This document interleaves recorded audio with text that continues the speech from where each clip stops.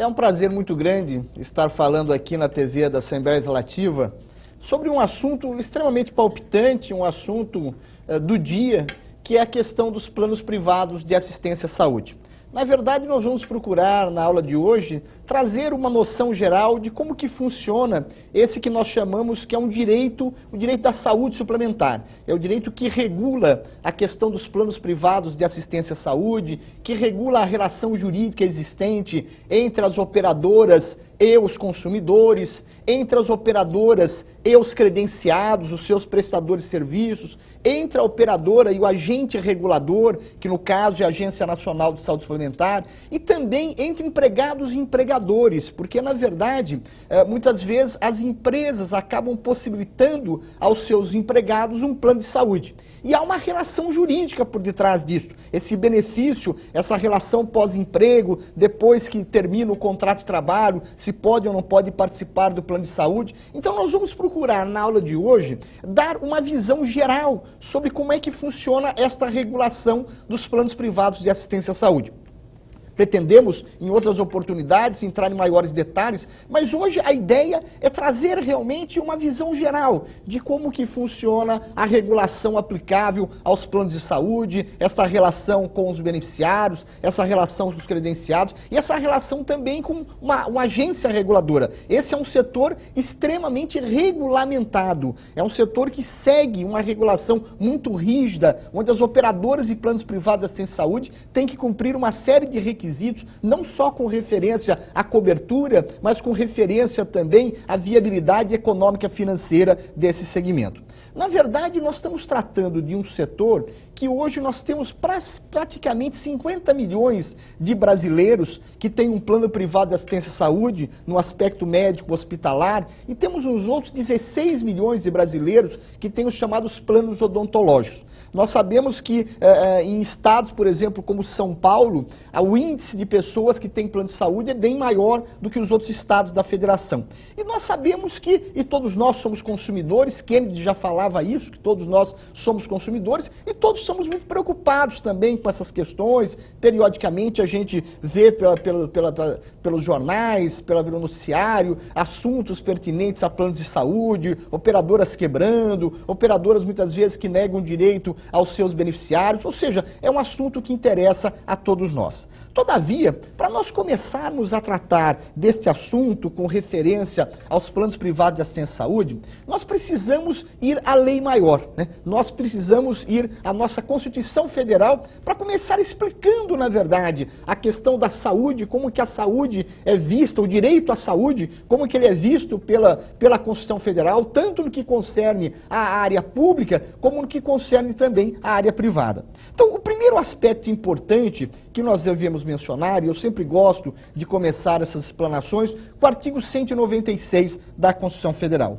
O artigo 196, ele fala que saúde é direito do cidadão e dever do Estado. Então o artigo coloca que saúde é um direito de todos e dever do Estado. Só que esse artigo, que parece um artigo de uma interpretação bastante singela, bastante simples, ele não é. Nós sabemos que esse dever do Estado, né, muitas vezes ele não é cumprido ou não é cumprido na medida que o cidadão muitas vezes necessita. E nós vamos verificar, e vocês sabem que o direito é uma ciência humana, é uma ciência que depende de interpretação, e às vezes nós vamos verificar na própria interpretação do artigo 196, nós vamos verificar três correntes doutrinárias e três correntes, inclusive jurisprudenciais, para explicar esse assunto. A primeira corrente entende que saúde é um direito, portanto, subjetivo e individual do cidadão, onde o cidadão, quando não tem esse direito garantido, ele pode bater as portas do judiciário e que o Estado vai ser obrigado a lhe dar aquele atendimento, lhe dar aquele medicamento, lhe dar, de repente, até uma cirurgia vai ser realizada fora até do território nacional. Essa é a primeira corrente. Há uma segunda corrente para explicar o artigo 196, que fala que, na verdade, o artigo 196, ele não fala de um direito subjetivo individual, ele fala um direito de políticas públicas de saúde. E nós estamos numa casa aqui do Parlamento, onde, na verdade, cabe ao Parlamento estabelecer onde que o dinheiro público vai ser gasto, quais serão as prioridades, quais serão as principais patologias que vão ser atacadas. Então, essa segunda corrente entende que não há um direito subjetivo individual, há um direito a políticas públicas de saúde, que os representantes do povo, portanto, é que vão estabelecer onde é que vai ser gasto esse dinheiro. E uma terceira corrente para explicar a saúde pública, nós ainda não estamos falando dos planos de saúde, para explicar a saúde pública, entende que, na verdade, existe um direito subjetivo individual, mas existem limitações orçamentárias. Ainda mais no momento que a gente vive de sérias restrições, existem limitações orçamentárias, porque o administrador público só pode, na verdade, gastar aquilo que está previsto na lei orçamentária. Então, o artigo 196, que parece de uma singeleza, ele admite três interpretações, três correntes doutrinárias e jurisprudenciais. É claro que a primeira corrente, a do direito subjetivo individual, é a que prevalece. Todavia, não é bem assim. Nós vamos verificar algumas limitações, nós vamos verificar que muitas vezes nem tudo que é pedido o judiciário vem a contemplar. Porque, na verdade, quem tem o dever, dentro desta ótica, de dar saúde no sentido amplo, universal, igualitário, dentro, na verdade, de um princípio de atender tudo o que é necessário, é o Estado, não é a iniciativa privada. Aí nós vamos verificar que esse modelo de Estado, né, esse modelo de Estado de dar saúde no sentido amplo, no sentido universal, gratuito, igualitário, nós vamos verificar que principalmente no final da década de 60, no início da década de 70, esse modelo de Estado, do welfare state, do Estado de bem-estar social, ele começa a entrar em crise. Não só no Brasil, mas em diversas outras partes do mundo. Esse modelo do Estado dando tudo começa a entrar em crise e muitas pessoas, então, começam, na verdade, algumas pessoas que podem, começam, então, a comprar a saúde. Ou seja, comprar serviços de saúde. O Estado, devido à crise do Estado, devido a não dar uma saúde da qualidade que muitas pessoas gostariam, muitas pessoas começam a comprar, pessoas físicas ou pessoas jurídicas, começam a comprar serviços de saúde de empresas privadas. Na verdade, esse modelo de planos privados de saúde, ele já começa na década de 40, com algumas iniciativas, por exemplo, da Caixa de Assistência dos funcionários do Banco do Brasil. Quando a indústria automobilística se instala aqui em São Bernardo, ela traz um modelo dela mesmo dar saúde para os seus empregados dentro de um modelo de autogestão. Então começam a existir algumas iniciativas. Lá em Santos começa a iniciativa de médicos que se organizam em cooperativas para prestar serviço. Ou seja, na década de 60, na década de 70, principalmente devido a essa crise desse modelo de Estado, de welfare state, do Estado dando saúde, a gente começa a ver a iniciativa privada oferecendo, portanto, esse produto, oferecendo esse serviço, que é o serviço de saúde e organizado através de planos privados de assistência à saúde. Então, é justamente no momento que o Estado se fragiliza, no momento que o Estado deixa de prestar um serviço de qualidade para a população, no momento que esse artigo 196 não é tão aplicado ou começam a ter essas divergências de interpretação do artigo 196 da Constituição Federal, a iniciativa privada começa a atuar e começa, portanto, a oferecer esses serviços de saúde, né, através de planos privados de assistência à saúde, tendo em vista que o artigo 196 tem essas três correntes, né, para explicar e que não necessariamente o Estado dá uma assistência de qualidade em todos os níveis. Muito bem. A partir daí, né, nós vamos ver, principalmente na década de 70, um crescimento muito grande desta parcela da iniciativa privada, que é dos planos privados de assistência à saúde. Que, na verdade, até 1996, não tinha uma legislação específica. Até 1996, não havia um regramento jurídico próprio, específico, para os planos privados de assistência à saúde. Havia, sim, o seguro-saúde, que já tinha uma regulamentação na área de seguro desde 1976, mas uma regulamentação mais no aspecto econômico-financeiro, mas nós não tínhamos, na verdade, uma lei própria, uma lei específica sobre plano de saúde. Claro que nós tivemos um grande avanço na legislação como um todo no Brasil, foi o Código de Defesa do Consumidor, teve um impacto muito importante nesse segmento de planos de saúde, mas só em 96 é que a gente passa a ter uma lei própria, que nós vamos tratar daqui a pouco, que é a Lei 9656, só em 96, mais precisamente em 98, é que a gente passa a ter uma legislação bastante própria, bastante específica, com referência a esse regramento jurídico específico para esta atividade de planos privados sem saúde. Mas nós vamos verificar que a Constituição, já que ainda estamos tratando do aspecto constitucional, nós vamos verificar que a Constituição de 88, ela permite a participação da iniciativa privada nesse segmento de saúde. O artigo 199 da Constituição Federal deixa claro que a iniciativa privada pode atuar no segmento de saúde. E ela atua de diversas formas nesse segmento de saúde. A iniciativa privada tanto atua na área do SUS, porque nós temos, por exemplo, hospitais, prestadores de serviços que são conveniados do SUS, né, que prestam serviço como se fosse o próprio SUS, gratuitamente à população e são remunerados pelo SUS. Então nós temos hospitais que se conveniam, hospitais privados, que acabam dando a assistência através do SUS e são remunerados pelo SUS, como também nós temos hospitais particulares, nós temos médicos particulares, nós temos laboratórios particulares e nós temos os próprios planos privados de assistência à saúde. E a Constituição de 1988, então, deixou claro que a iniciativa privada pode sim participar desse segmento. Todavia, tem um artigo da Constituição Federal, que é o artigo 197, que é de fundamental importância para nós entendermos a regulamentação dos planos privados de assistência à saúde. Esse artigo 197, ele deixa claro que qualquer ação, qualquer serviço de saúde é considerado de relevância pública. Mesmo que essa atividade seja exercida pela iniciativa privada, a Constituição Federal diz que as ações, os serviços de saúde são considerados de relevância pública. E sendo, portanto, de relevância pública, pode o poder público regulamentá-lo, fiscalizar e controlar esta atividade. Por quê? Porque diz respeito à saúde. Algo que está muito ligado à questão do direito à vida. Então, o direito à vida e o direito à saúde é algo que andam muito próximos, né? Muito próximos, são situações muito próximas. Então, o poder público, ele pode regulamentar, fiscalizar e controlar qualquer atividade relacionada à saúde. Mas esse controle se dá através do quê? Se dá nos termos da lei.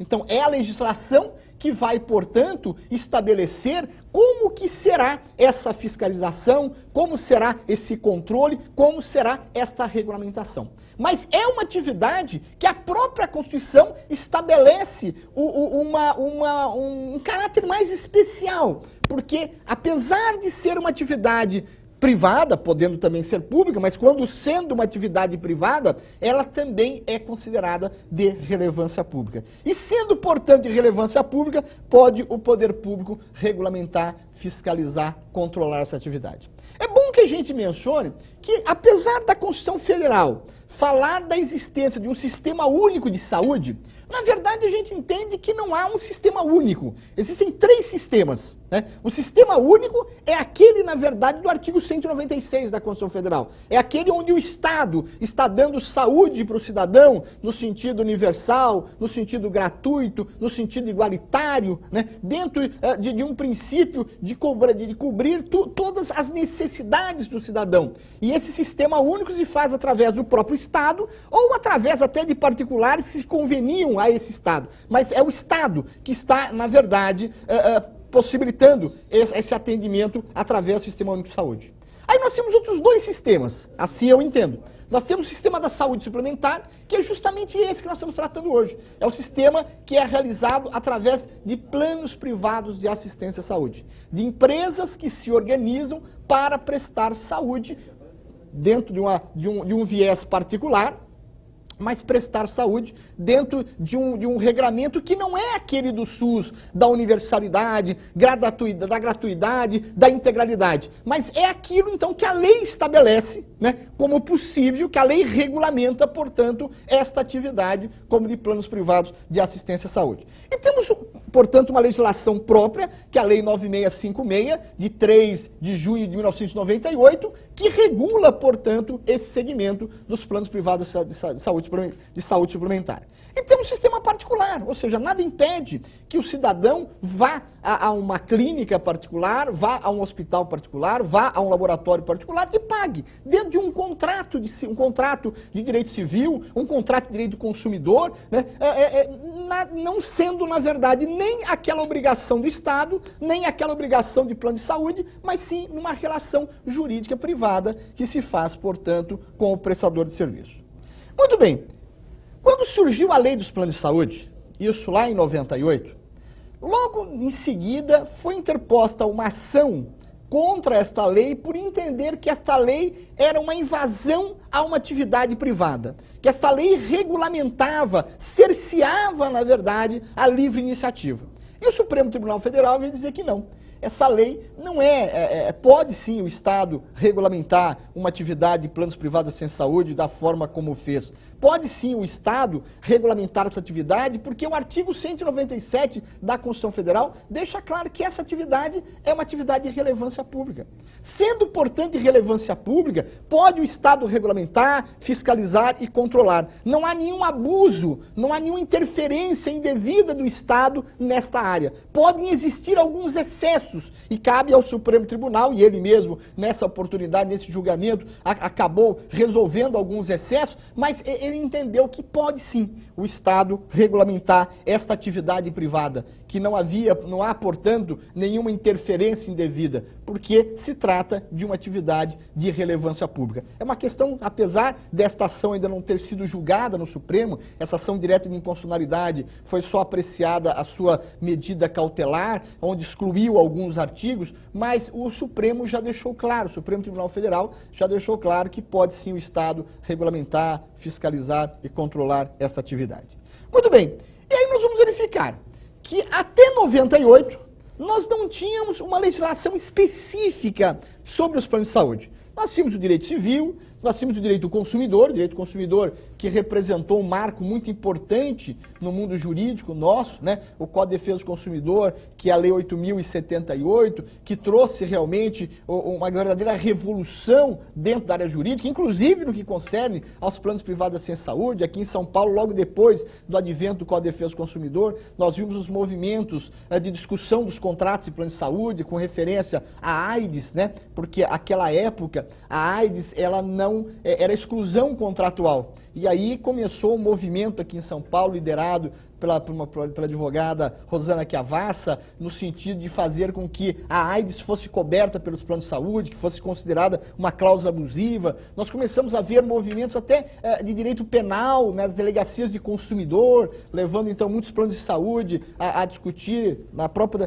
sobre o aspecto penal, sobre o aspecto criminal, determinadas práticas. Ou seja, o Código de Defesa do Consumidor foi um marco extremamente importante nessa discussão dos planos privados de saúde. Todavia, até esta época, nós não tínhamos, em 1990, que é o Código de Defesa do Consumidor, nós não tínhamos uma legislação específica para os planos de saúde. Nós tínhamos uma legislação do direito civil, do direito do consumidor, a partir de 90, mas nós não tínhamos uma legislação específica. O Código de Defesa do Consumidor é que acabou, na verdade, provocando a necessidade de ter uma lei específica, uma lei tratando de todo o segmento de plano de saúde. E aí a gente vê que a partir do advento da Lei 9656, que é justamente a lei que trata dos planos privados sem saúde, essa lei que é do dia 3 de junho de 98, que entra em vigor na sua integralidade em 1º de janeiro de 99, nós começamos a ver que a partir do advento desta lei, esse setor dos planos privados sem saúde, passa a sofrer uma grande regulamentação. Esse setor passa, portanto, a ser submetido a uma série de normas. A lei passa a regular a entrada e a saída de empresas desse segmento. Então, hoje, uma operadora de planos privados de assistência à saúde, para estar no mercado, ela necessita ter uma autorização de funcionamento da Agência Nacional de Saúde Suplementar. E para ter essa autorização, ela tem que cumprir requisitos que a gente chama de registro de operadora, ou seja, ela tem que cumprir requisitos jurídicos muito severos, ela tem que ter um valor de patrimônio mínimo necessário para estar nesse segmento, ela tem que cumprir requisitos de registro de produto, ou seja, o que ela vai oferecer tem que estar em conformidade com os produtos que a Agência Nacional de Saúde Suplementar regulamenta, dos planos ambulatoriais, dos planos hospitalares com obstetrícia, dos planos de odontologia. Então, essa operadora, para ela estar no mercado, ela precisa, então, ter uma autorização de funcionamento. O contrato não é mais o contrato que a empresa quer vender. O contrato tem que seguir requisitos mínimos que a lei estabelece. As cláusulas contratuais têm que seguir requisitos que a lei e que a regulamentação da Agência Nacional de Saúde Suplementar estabelece. A cobertura não pode ser a cobertura que a empresa quer dar. Há necessidade de se cumprir um rol mínimo de cobertura previsto, portanto, na legislação. Então, hoje, é a regulamentação da Agência Nacional de Saúde Suplementar, por delegação da Lei 9656, que estabelece, na verdade, o que tem que ser coberto, o que não tem que ser coberto. A cada 2 anos, esse rol, ele é atualizado, né? A cada 2 anos, esse rol de eventos e procedimentos mínimos necessários é atualizado. Então, a partir desta lei, não é o que a empresa pura e simplesmente quer oferecer. A partir dessa lei, a cobertura, ela também é regulada, ela também é disciplinada. A fiscalização sobre essas operadoras passa a ser bastante grande e a Agência Nacional de Saúde Suplementar tem um poder de vida e de morte dessas operadoras. Ela pode intervir nessas operadoras através dos regimes de direção fiscal, de direção técnica. Ela pode liquidar extrajudicialmente esta operadora. Esta operadora, num primeiro momento, não está sujeita à lei de falências e recuperação de empresas, mas sim está sujeita ao regime de liquidação extrajudicial. Por quê?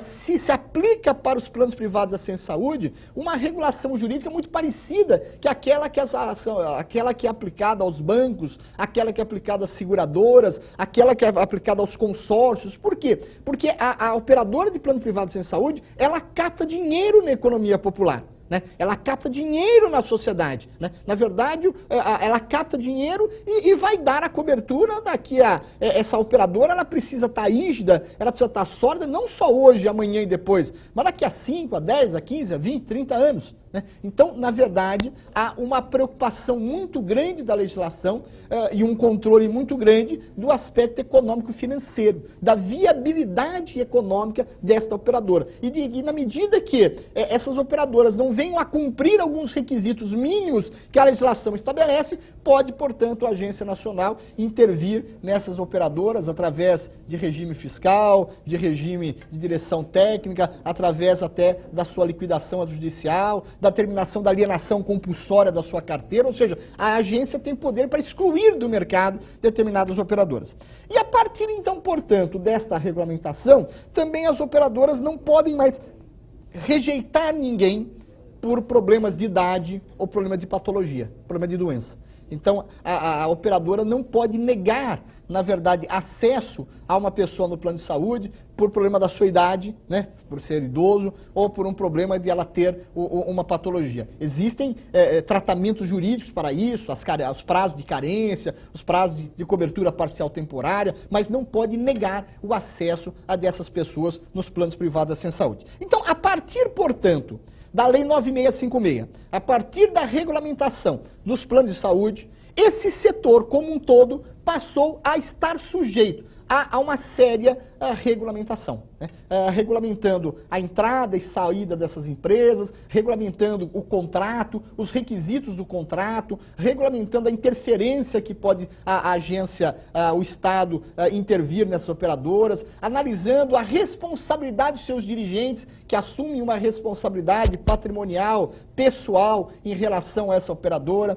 Passou a regular a figura do ressarcimento ao SUS, poucas pessoas sabem, mas quando quando alguém que tem um plano de saúde é atendido pelo SUS, o SUS manda a conta para o plano de saúde, né? Essa conta vai para o plano de saúde, é discutido depois a nível de plano de saúde, ou seja, esta regulamentação é uma regulamentação muito forte, né? Tanto que tivemos até uma ação direta de inconstitucionalidade contra a lei, alguns entendendo que essa regulamentação caracterizava inclusive um abuso, né? Uma intervenção indevida do Estado numa atividade econômica privada. Todavia, o Supremo já pacificou essa questão e disse justamente por se tratar de uma atividade de saúde, de uma atividade que é considerada de relevância pública pelo artigo 197, pode sim a lei intervir desta forma.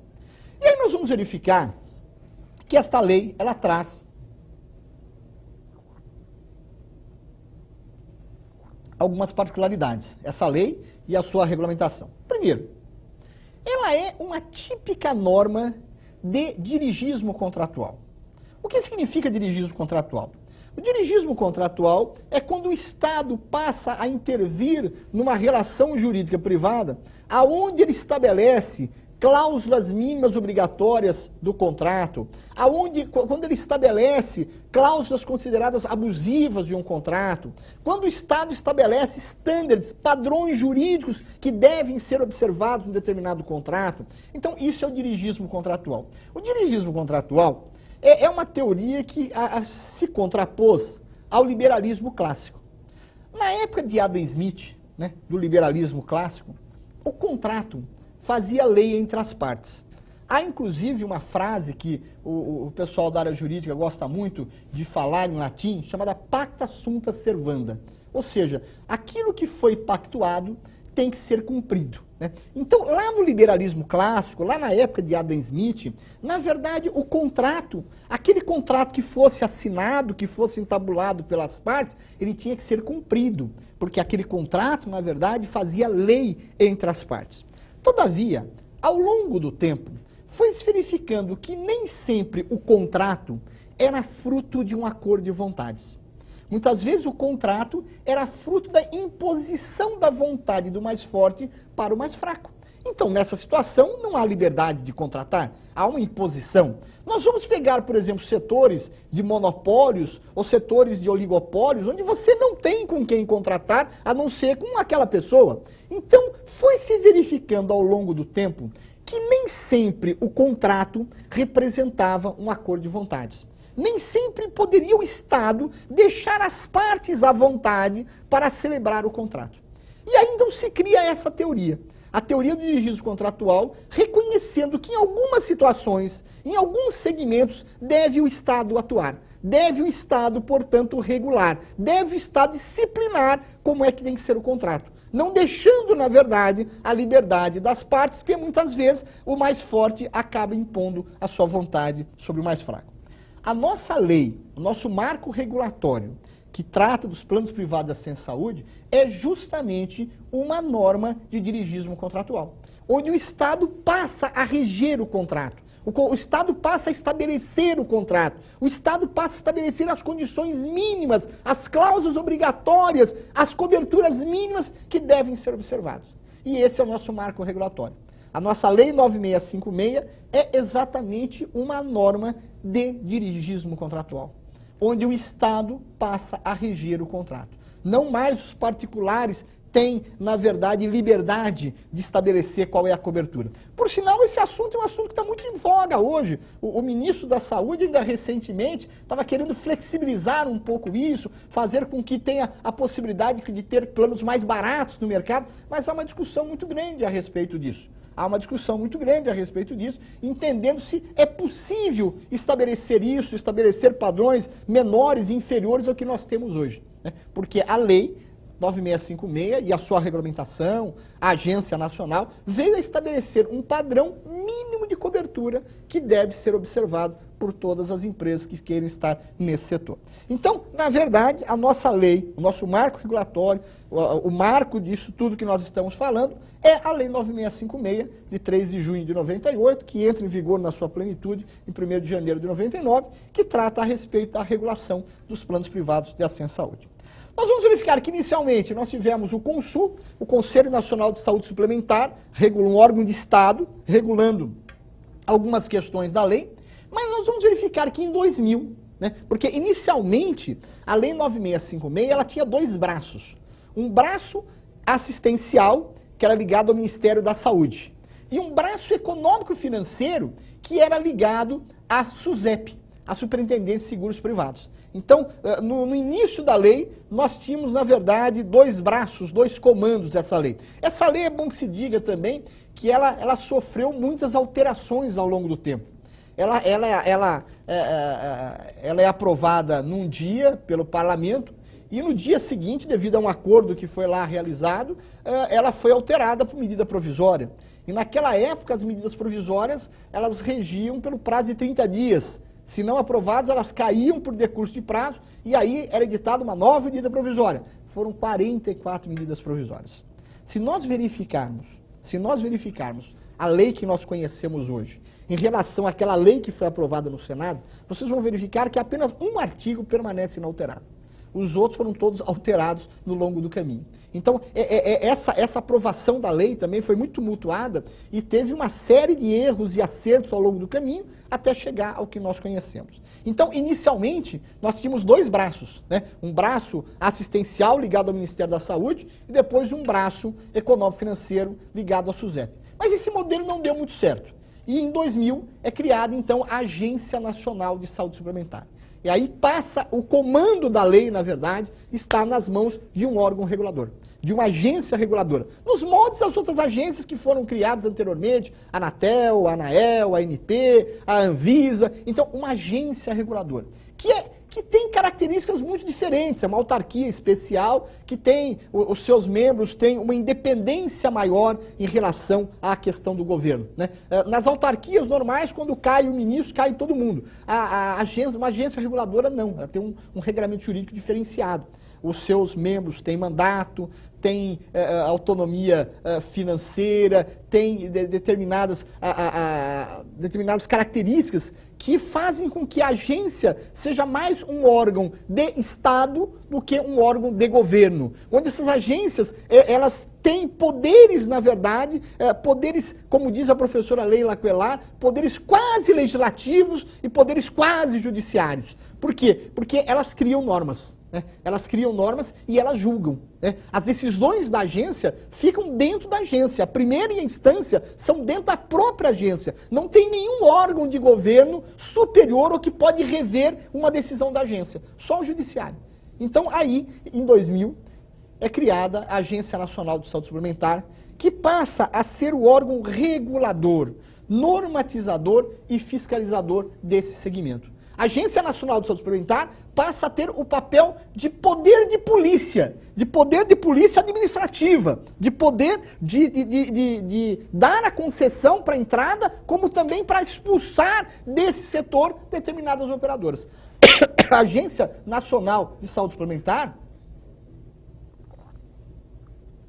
ela passa, portanto, a ter poderes muito grandes em relação a esse segmento.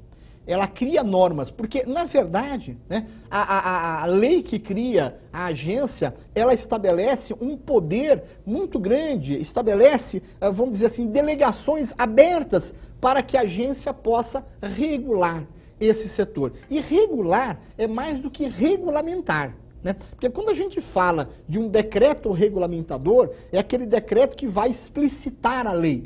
Já o poder de regular, ele é um pouco mais amplo. Claro que ele não pode se pôr contra a lei, mas a lei estabelece, na sua redação, poderes mais abertos, né? Poderes mais amplos para que a agência possa exercer essa sua atividade. E aí nós vamos ver, portanto, a Agência Nacional de Saúde Suplementar como o órgão regulador, o órgão normatizador e o órgão fiscalizador. É o órgão que tem o poder hoje de vida e de morte das operadoras de planos privados de assistência à saúde.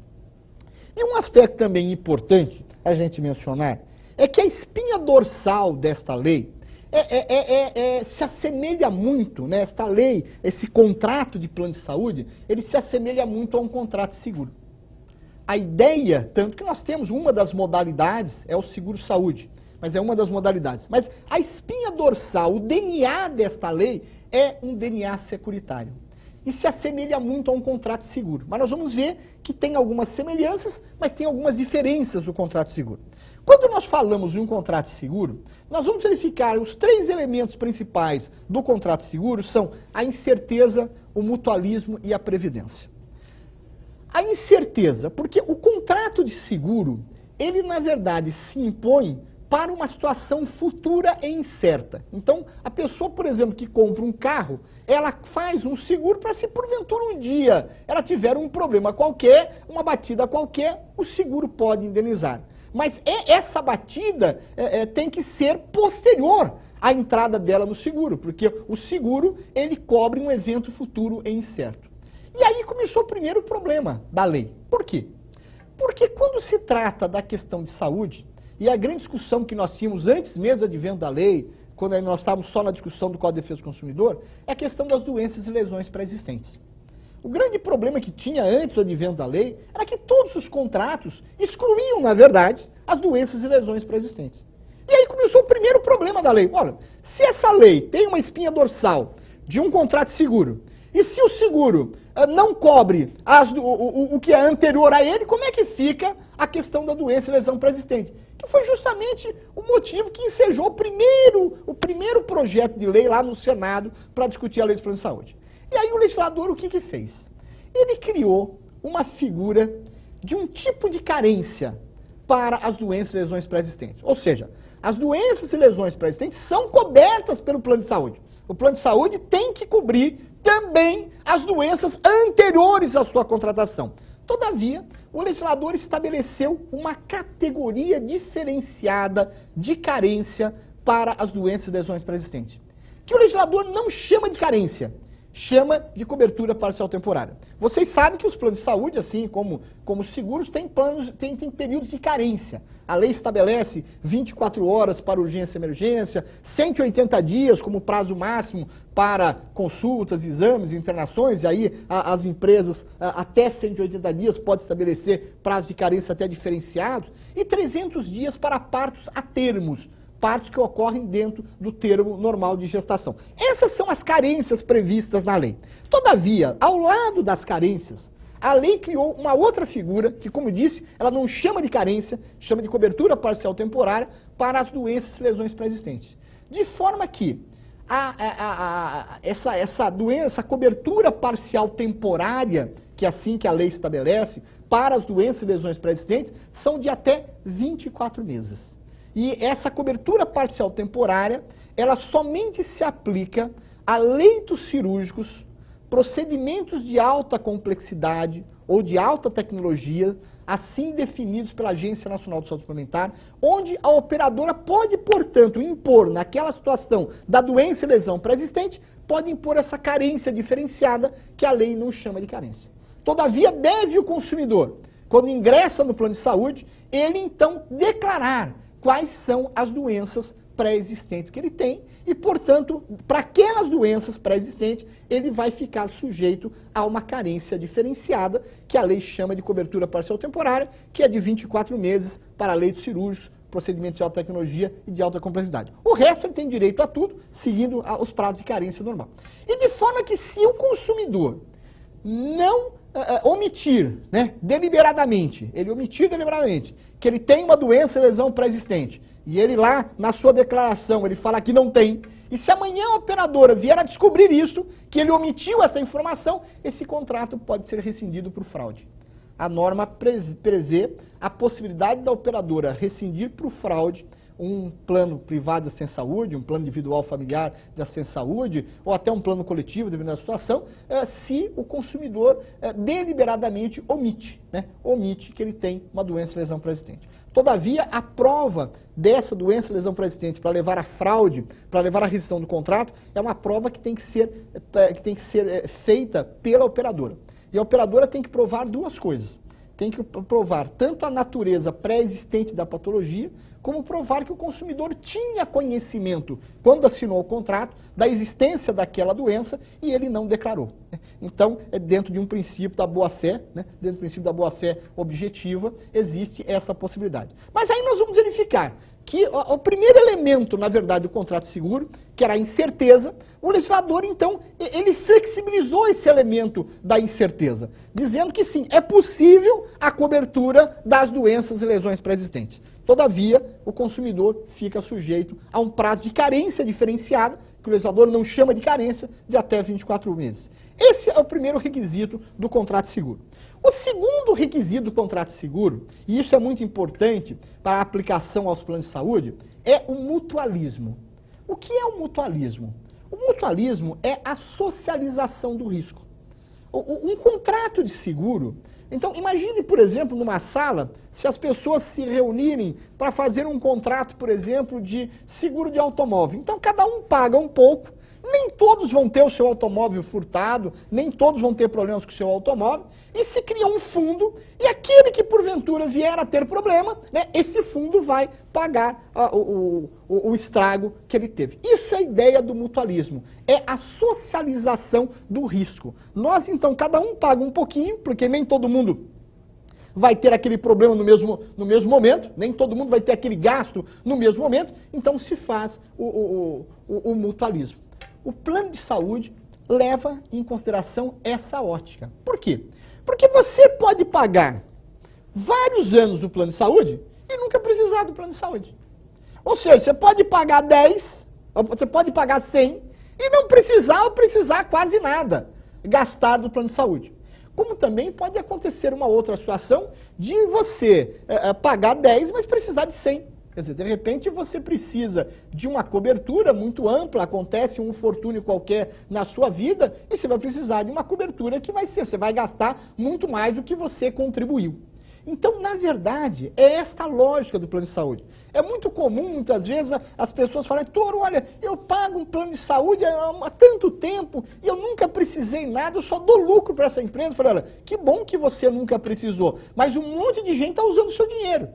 Está usando o seu dinheiro. Por quê? Porque é essa a ótica do mutualismo. Então, o plano de saúde, o valor do plano de saúde, inclusive, é estabelecido através de estudos atuariais, né? A ciência atuarial, uma ciência muito importante nesse segmento, que é um misto de economia, estatística e matemática, para calcular, na verdade, como é que a gente faz esse fundo e como é que a gente reparte esse fundo. Então, o aspecto do mutualismo, ele está presente no plano de saúde.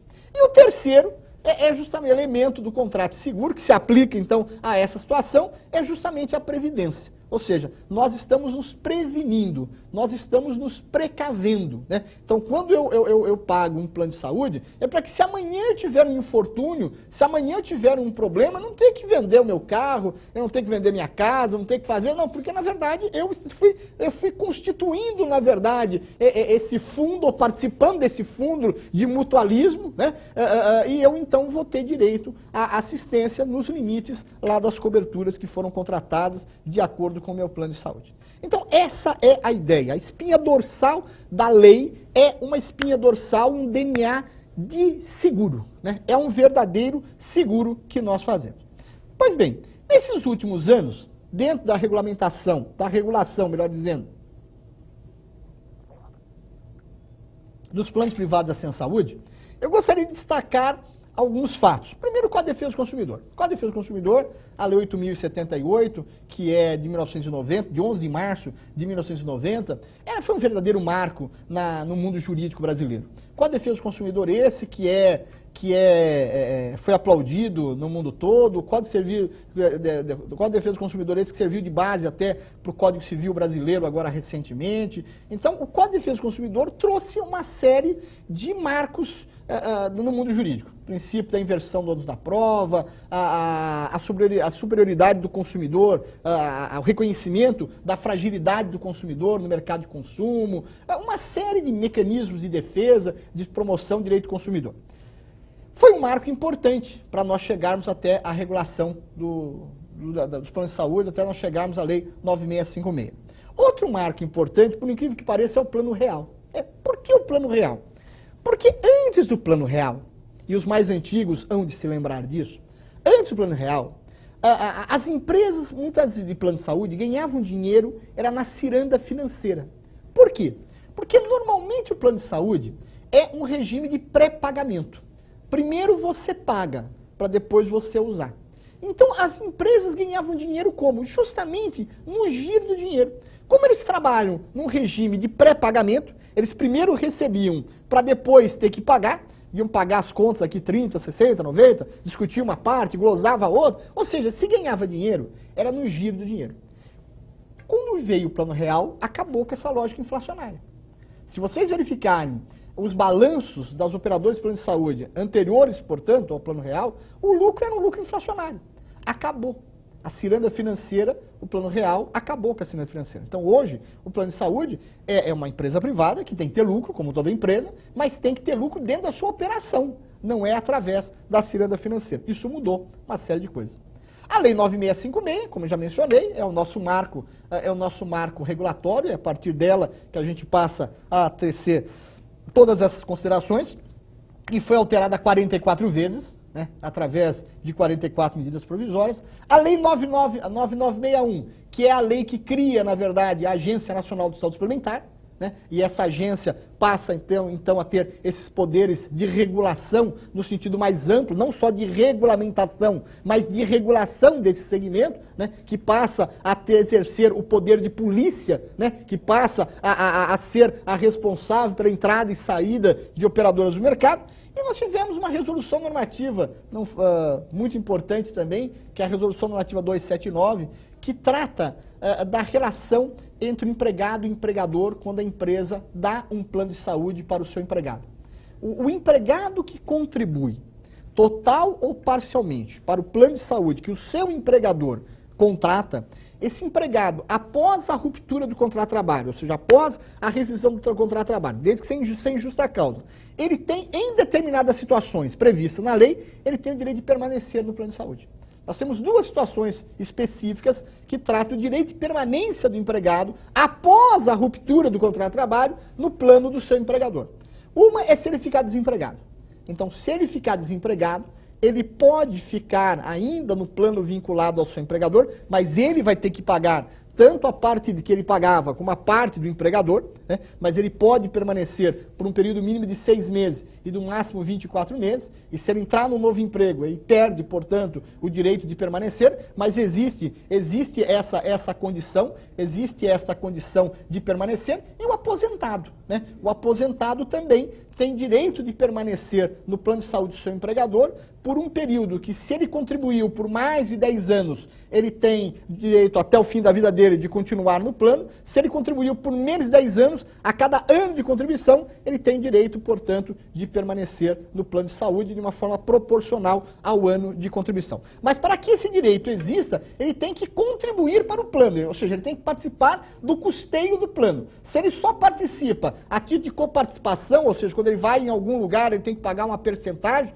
não cabe. Se ele só participa para pagar um dependente dele, não cabe. Mas se ele participa do custeio do plano de saúde, seja com 1% ou com 100%, não importa, ele tem o direito de permanência, e a Resolução 279 veio a regular essa relação. Portanto, o que eu posso dizer é que nós temos uma regulação bastante severa, né, no que concerne aos planos privados de saúde. O conceito de saúde é um conceito um pouco mais amplo do que um conceito simplesmente de doença, tanto que a ideia é não ter planos de doença, mas ter planos de saúde, porque hoje as operadoras são incentivadas a também trabalharem não só com a noção de cobertura da doença, mas também da prevenção, da recuperação. Tudo isso está previsto na própria lei dos planos de saúde, né? Tudo isso está previsto na própria lei dos planos de saúde. E esse mercado, e aqui eu vou terminando, quer dizer, esse mercado de saúde suplementar, ele é um mercado imperfeito, né? Esse é um mercado onde não é só aqui no Brasil, essa questão toda de saúde. Vejam que o primeiro mandato do Obama, a grande discussão lá dos Estados Unidos era a questão de saúde, e continua ainda. Ele está saindo e esse problema continua. Esse é um problema hoje de diversos países. A Europa passa por essa discussão hoje. Na verdade, é um mercado imperfeito. É um mercado que tem falhas. E por que tem falhas e por que é considerado um mercado imperfeito? Vejam, grosseiramente falando, uma operadora de plano de saúde, quanto mais ela negar a cobertura, mais dinheiro ela vai ganhar, né? Quanto menos ela tiver que cobrir, mais dinheiro ela vai ganhar. Um prestador de serviços, ele quer prestar serviço. Porque quanto mais serviço um médico, um hospital, um laboratório, mais serviço ele vier prestar, mais ele vai ganhar. Um consumidor quer usar o plano. Então, se ele viu num programa da televisão ontem à noite que tem um novo exame lá nos Estados Unidos, um novo exame na Europa ou qualquer coisa, ele quer usar. O consumidor quer se utilizar. Então, veja, é um mercado imperfeito, aonde, na verdade, os interesses são interesses quase inconciliáveis, né? Da empresa, do consumidor, do prestador. Como esse mercado é considerado, portanto, um mercado imperfeito, há necessidade o quê? Do Estado regular.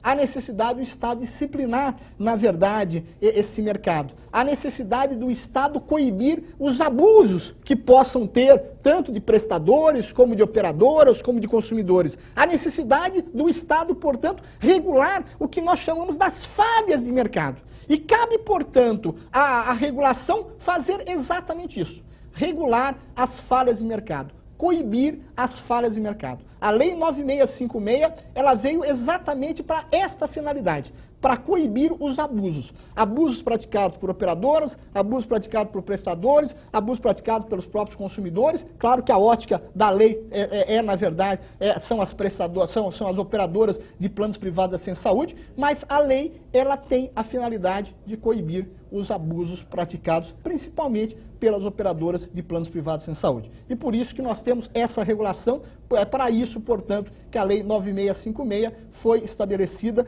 e estabelecendo toda uma regulação do setor, da entrada e saída das operadoras, dos requisitos dos contratos, do grau de cobertura, de como, portanto, que esse mercado deve funcionar. Espero, portanto, nessa primeira aula, ter dado uma visão geral do que vem a se tratar, portanto, da regulação dos planos privados de assistência à saúde, exercida através desse marco regulatório que é a Lei 9656. Muito obrigado a todos.